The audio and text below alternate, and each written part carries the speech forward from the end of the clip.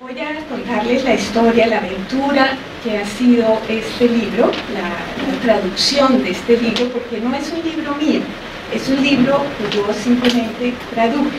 Quise venir aquí a Panamá por esos lazos que tiene uno, esos lazos familiares. Yo nací aquí, por lo tanto quería presentarlo aquí en Panamá y compartirlo con el público panameño. Bueno, mi nombre, como lo ven, es Estela Dupuy Oller. El apellido panameño es Oller. Y mi mamá era panameña y mi papá suizo. Y viví en muchísimos países de un lado para otro. Y por último, estaba viviendo en Suiza. Estudié en Suiza también en mercadeo y publicidad y en Suecia también. Y siempre trabajé, especialicé en el lujo. Trabajé muchos años como directora de Louis Vuitton en Ginebra. Al mismo tiempo, paralelamente, desde muy jovencita, hace unos, ya van a ser casi 50 años, que soy profesora de yoga. O sea, hace muchos años que me interesó yoga y cómo relajarme y comencé a estudiarlo e inmediatamente quise enseñarlo. Y siempre la India estuvo ahí.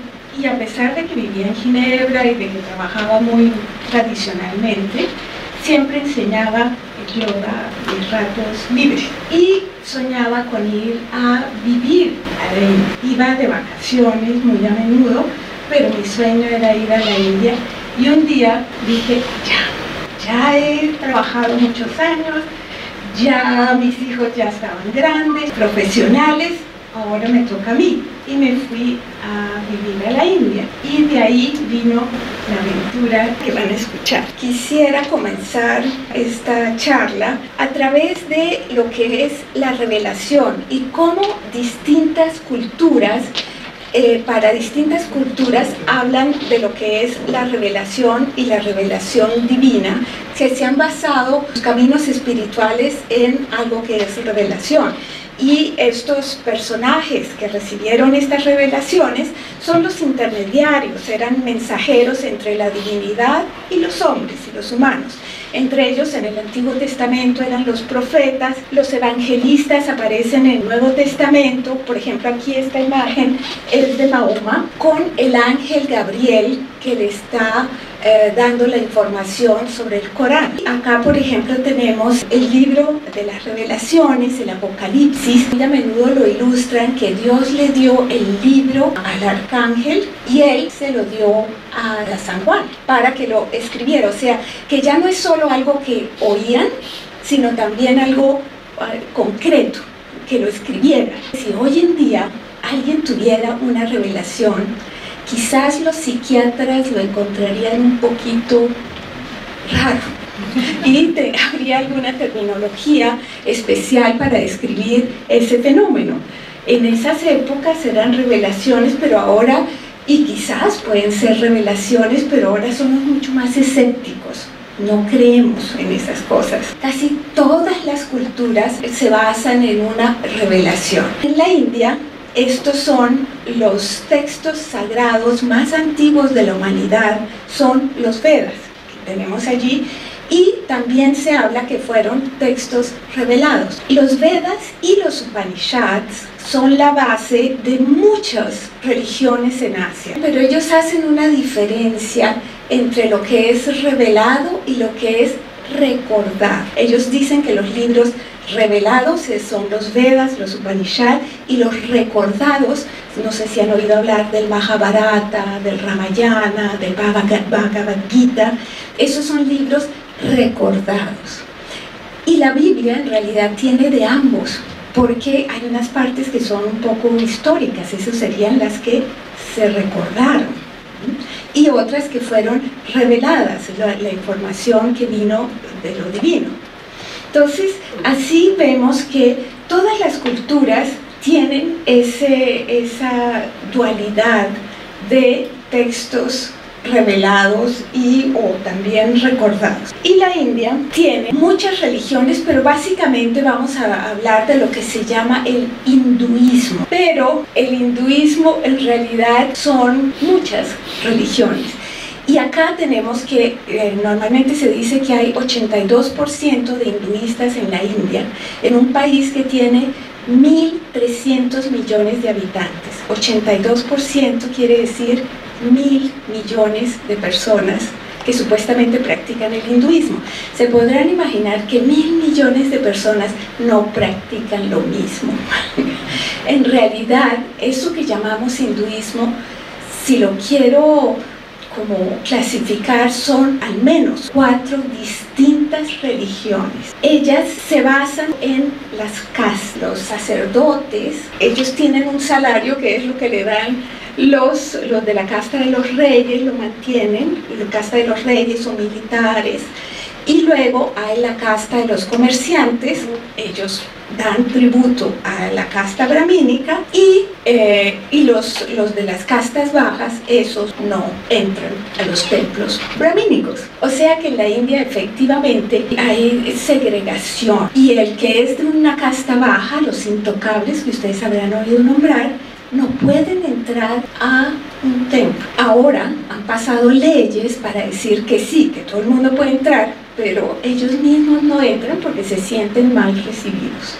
Los animistas son por lo general de esa casta la más baja. Entonces, esto es para decirles que no es tan fácil de decir los hinduistas hacen esto o lo otro, porque es bien complicado y mucha gente. Cuando hay mucha gente, hay muchas teorías y muchas formas. Ahora vamos a entrar en lo que son caminos espirituales, no religiones, y ahí está el yoga y el tantra. Comparten cierta terminología con las religiones porque es el lenguaje que ellos tienen. Y el yoga y el tantra también comparten un cierto lenguaje, pero son distintos.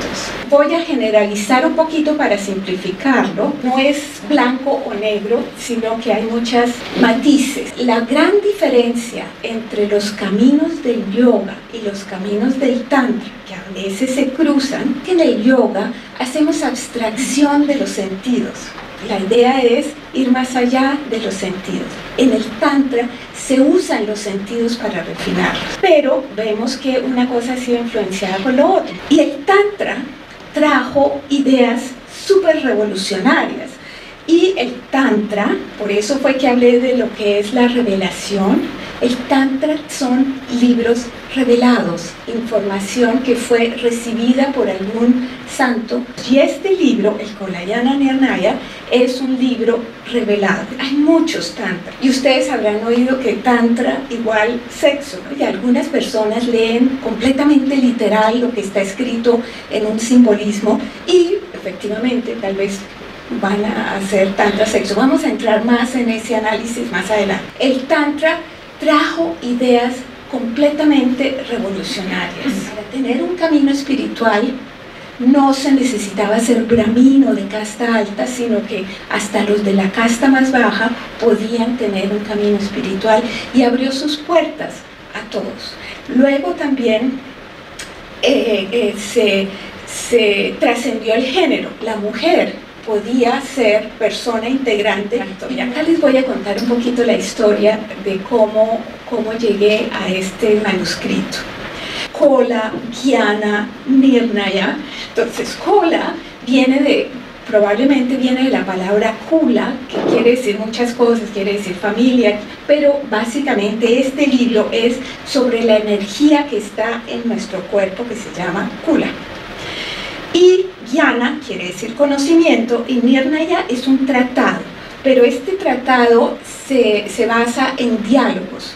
Los textos budistas, los textos tántricos, muy a menudo los textos en Asia se da el conocimiento en un diálogo, y los tantras tienen dos formas de diálogo, o se llaman agamas, cuando la Devi, la diosa, le pregunta al dios y el dios contesta. Eso se llama nagamas. Y nigamas, porque también existe, es el dios que le pregunta a la diosa y ella contesta. Entonces hay las dos versiones, pero es en diálogo. Yo leí en un artículo de una revista que había existido este libro que era sobre lo que yo estaba estudiando y que era del maestro Matsyendra Nath y que se llamaba el Kalyana Nirnaya, y que lo habían encontrado a comienzos del siglo XX en la biblioteca del rey de Nepal, que hasta ese momento ese libro no se conocía. Se sabía por tradiciones y por historias que ese maestro había sido importante y porque hay unas referencias de un gran filósofo, Abhinavagupta, que honoraba a este maestro, pero no se habían encontrado el texto. Y ese texto lo encontró una erudita a comienzos del siglo XX en la biblioteca del rey de Nepal. Pero cuando yo fui en el 2006, ya no había rey en Nepal, luego ya no había biblioteca. Entonces yo decía, ¿dónde voy a encontrar ese texto? Lo buscaban Matsyendranath, buscaban Kalayana y me dijeron, no, sentimos muchísimo, no lo tenemos, no aparece. Y de repente alguien habló a través de mí, o yo no sé cómo fue, pero yo dije, tal vez está mal catalogado y está entre los textos budistas. En todo caso, cuando lo encontré, me permitieron tomarle las fotos. Fuera de eso me dijeron, ¿sabe qué? Hay una cantidad de eruditos y académicos que han estado buscando este libro y no lo encontrábamos y le habíamos dicho que no lo teníamos. Usted tiene muchísima suerte con que lo haya encontrado. Yo me sentí bendecida. Saqué las fotos y le digo, ¿usted me puede decir qué clase de escritura es esta? En ese momento este señor se le fueron los ojos porque era un reto, era una escritura, una forma, unos caracteres distintos.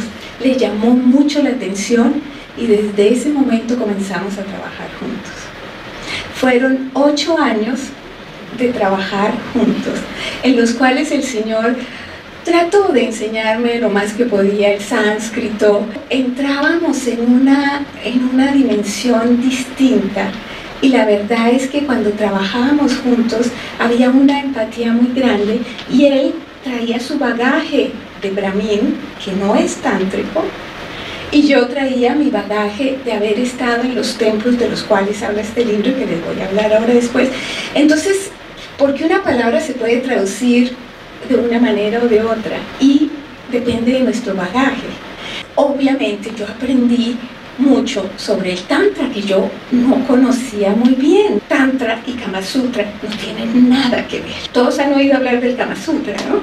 El Kama Sutra es un texto que es filosófico, es un texto que es laico, es un texto para los hombres de cómo conseguir una esposa, de qué se le puede pedir a la esposa, qué se le pide a la segunda esposa, qué se le pide al amante, que no tiene nada de espiritual ni nada que ver con el Tantra. Estos templos que tienen frisos, esculturas eróticas en las paredes y sobre todo son muy conocidos, hay muchos, pero son muy conocidos en los de Khajuraho. Una historiadora, y me encantó la señora, una señora también de edad, que escribió un libro de los templos eróticos en la India, como para atraer la fertilidad, para atraer que las cosechas fueran buenas. Entonces es algo mágico religioso que existe y que existía en la India con respecto a estas imágenes eróticas, que sobre todo existen en este Khajuraho. Pero en la India, cuando uno llega y a los turistas le dicen,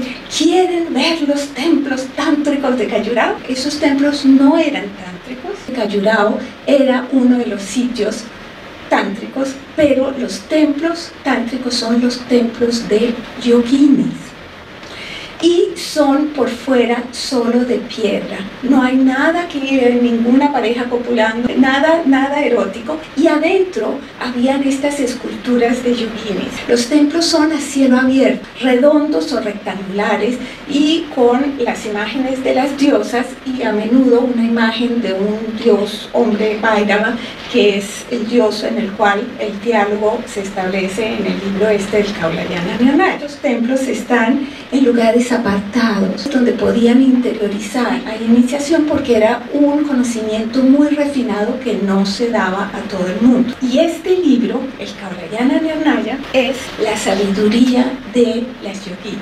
Este fue el estudio que yo hacía yendo a los templos y traduciendo el manuscrito. Textos tántricos no es un manual, es un texto que uno tiene que estar en un cierto estado de calma para ir más allá de las palabras. Las yoginis son energías que circulan en el templo, energías que circulan en nuestro cuerpo. Las yoginis no son entidades afuera, las yoginis son nuestra propia energía.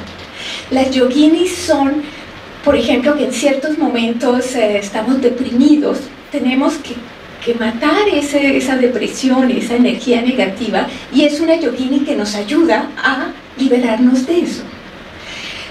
Por ejemplo, cuando estamos bravos, la rabia es algo que tenemos que liberarnos, y hay las yoginis que nos ayudan en ese momento a liberarnos de tal o cual cosa. Esas energías las tenemos, pero a veces las tenemos que avivar. ¿Y cómo las avivamos? Este libro, el Kaulayana Nirmaya, que ahí puse KJM para... Lo primero que él hace en el libro es eliminar las ideas preconcebidas, porque una idea que tenemos, nosotros decimos, sí, yo acepto esto y acepto esto, pero esto no. Y los tantras en general, y sobre todo este libro, lo que luchan es por desajustarte, y dicen cosas tremendas para desestabilizarte y que se vayan las ideas preconcebidas. El tantra en general lo que hace es sacudirnos para abrir nuestra mente. También este libro propone meditaciones, pranayamas, mudras, posiciones, también están ahí, visualizaciones, yoga nidras, que son relajaciones, para armonizar la energía en el cuerpo, para que estemos menos estresados, para que la energía fluya. Armonizar, y también lo que busca es armonizar no solo la energía cuerpo y mente. Ustedes han visto que cuando estamos armónicos, yo voy a coger esto, y si estoy armónica, yo le digo a mi mente, agarra esto, lo agarra, y es un gesto armónico. Si estoy nerviosa, esto se va a caer, o sea, la mente y el cuerpo, si no hay armonía, somos un desastre. Cuando la mente, el cuerpo y el universo se armonizan, en ese momento nuestros pensamientos son infinitamente poderosos, y esos pensamientos se llaman los siddhis, los poderes extrasensoriales, los llaman algunos. Entonces este libro habla mucho de los siddhis, pero todo esto en ese libro y en todos los tantras está en un lenguaje súper esotérico. Al ser un libro revelado, también se tiene uno que entrar en una cierta distancia, ¿no? Y no tomar palabra por palabra. El libro tiene en una parte, y lo que fue tan difícil de cuadrar es que en una parte está en el sánscrito. Como les conté, estaba en una escritura distinta, entonces la pasamos al Devanagari. Eso fue lo que hicimos primeramente. Esto es Devanagari, y en la parte final lo puse en la escritura latina, porque muchas veces uno ha oído tantas palabras, chakra, yoga, todos esos son terminologías que reconocemos. Y pues mi meta con este libro es que las personas trasciendan los límites de las palabras, que trasciendan las ideas preconcebidas y se abran a conocimientos nuevos, importantes y distintos. Que lo quise hacer al español porque es mi lengua, y que lo quería presentar aquí en Panamá porque esta es mi patria.